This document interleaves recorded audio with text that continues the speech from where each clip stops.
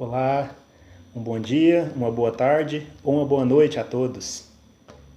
Estes são os estatutos e os juízos que tereis cuidado em fazer na terra que vos deu o Senhor, Deus de vossos pais, para possuirdes todos os dias que viverdes sobre a terra.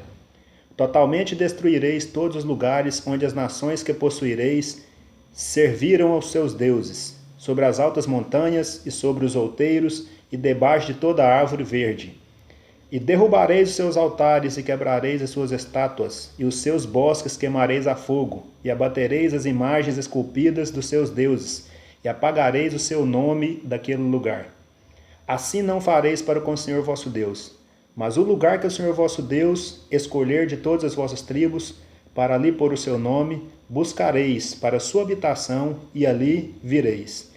E ali trareis os vossos holocaustos, e os vossos sacrifícios, e os vossos dízimos, e a oferta alçada da vossa mão, e os vossos votos, e as vossas ofertas voluntárias, e os primogênitos das vossas vacas e das vossas ovelhas.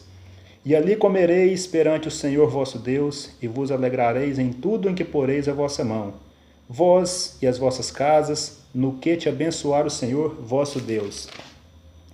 Não fareis conforme tudo o que se faz hoje, cada qual tudo o que bem parece aos seus olhos.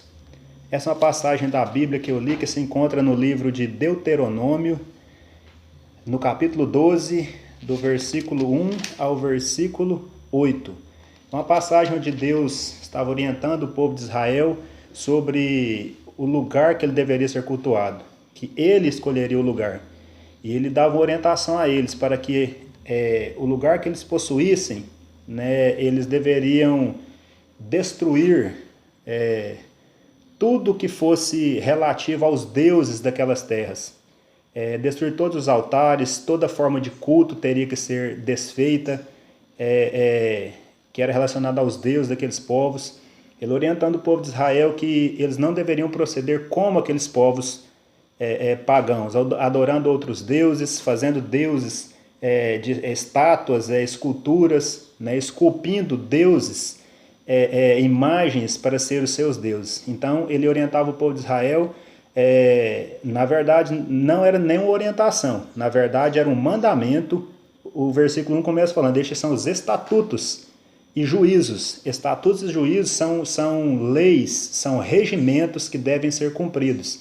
Então era uma ordenança para que eles assim procedessem e não agissem como os povos pagãos. E ele falava que o lugar que ele escolhesse, esse deveria ser o lugar onde ele deveria ser adorado e cultuado. Eu quero aqui compartilhar um pouquinho sobre isso, trazer para a nossa realidade, para o mundo de hoje, a nossa realidade atual, e ver como temos agido, o que tem sido deuses em nossas vidas. Muitos têm como Deus a bebida, muitos têm como Deus o sexo, prostituição, muitos têm como Deus o dinheiro, né, a ganância, um apego exagerado ao dinheiro, várias coisas que têm sido deuses na vida de muitos, e nós devemos detectar o que tem sido deuses em nossas vidas. Será o que tem sido Deus em minha vida? Será que eu tenho tido o Senhor Deus, o Santo Deus, o Deus de Abraão, de Isaac e Jacó, o Deus de Jesus Cristo? Será que eu tenho tido Ele como o único Deus, Senhor e Salvador de minha vida? Ou eu tenho tido outros deuses, né, no lugar dele? Ele ordena que nós o tenhamos como o único Deus, o único que deve ser adorado e exaltado. Não podemos ser outros deuses em nossa vida. Nessa passagem, ele deu essas ordenanças ao povo de Israel e dizia que assim eles deviam proceder. Então, trazendo esse ensinamento para nós hoje, assim nós devemos proceder. Detectar aquilo que tem sido Deus em nossa vida e destruir, como ele mandou o povo de Israel, destruir todos os altares, todas as estátuas, todos os objetos que eram relativos ao culto àqueles deuses. Assim também devemos detectar e destruir, tirar por completo da nossa vida. O que você tem feito Deus em sua vida? O que mais tem te dominado? O que mais tem te dado prazer e alegria? O que você tem colocado em primeiro lugar na sua vida? O que eu tenho colocado em primeiro lugar na minha vida? O que eu tenho buscado mais do que ao santo Deus de Abraão, de Isaac e de Jacó. Temos que analisar e observar. Hoje em dia, tudo é relativo, né? Tudo, não, mas isso não é errado, não é pecado, eu faço isso, mas não é errado. Tudo está sendo relativizado. É interessante que aqui no versículo 8, o último versículo que eu li, diz assim: não fareis conforme tudo que se faz hoje, cada qual tudo que bem parece aos seus olhos. Hoje está assim, dentro de igrejas, né? Está assim, todo mundo fazendo o que bem entende, o que bem parece aos seus olhos, relativizando o pecado. Não, isso não é pecado, isso é um pecadinho, Deus aceita. E está sendo relativizado, está fazendo tudo o que bem parece aos seus olhos. E aqui fala: não fareis assim, cada qual segundo o que parece aos seus olhos.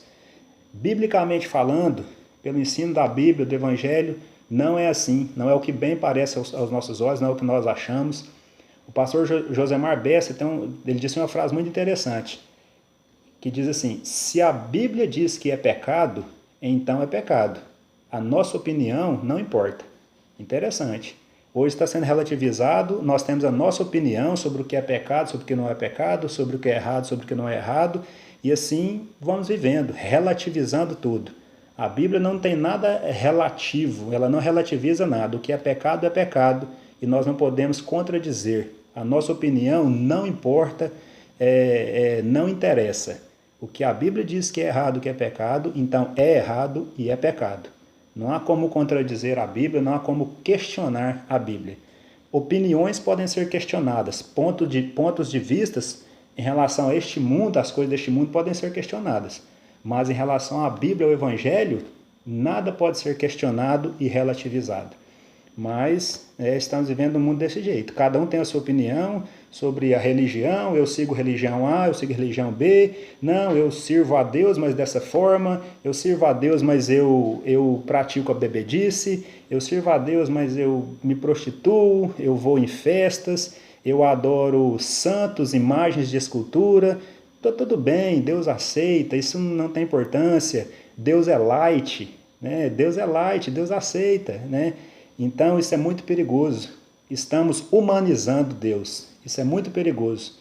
Não podemos humanizar Deus ao ponto de achar que Deus vê as coisas como nós vemos. Deus não pode ser humanizado. Deus não pode ser tratado como uma pessoa qualquer que aceita tudo e de qualquer forma. Devemos agir prudentemente ao olhar algumas questões e analisar o que devemos e o que não devemos fazer. E como eu disse, que a Bíblia diz que é errado, que é pecado, é errado, é pecado. A minha opinião, a sua opinião, não importa. Então, possamos analisar e ver o que tem sido Deus em nossa vida. E um mundo que nos oferece tantas coisas, nos oferece com isso muitos deuses.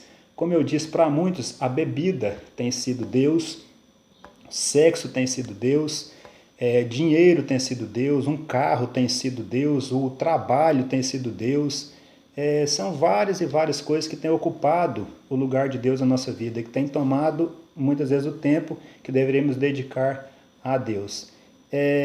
Fica aqui uma palavra de incentivo, de exortação a todos nós, para que possamos eliminar, acabar com tudo aquilo que tem sido Deus em nossa vida, tem sido deuses em nossa vida, e nos entregar ao único e verdadeiro Deus, o Deus da Bíblia Sagrada. Mas para que eu me entregue a Ele, eu preciso conhecê-lo. E para conhecê-lo, eu preciso ler, estudar e meditar aqui na Bíblia, na Santa Palavra revelada por Ele e deixada a nós. Aí, assim agindo, eu o conhecerei e prosseguirei conhecendo e terei Ele como o único Deus em minha vida. Um Deus santo que exige de nós santidade e um compromisso profundo com Ele.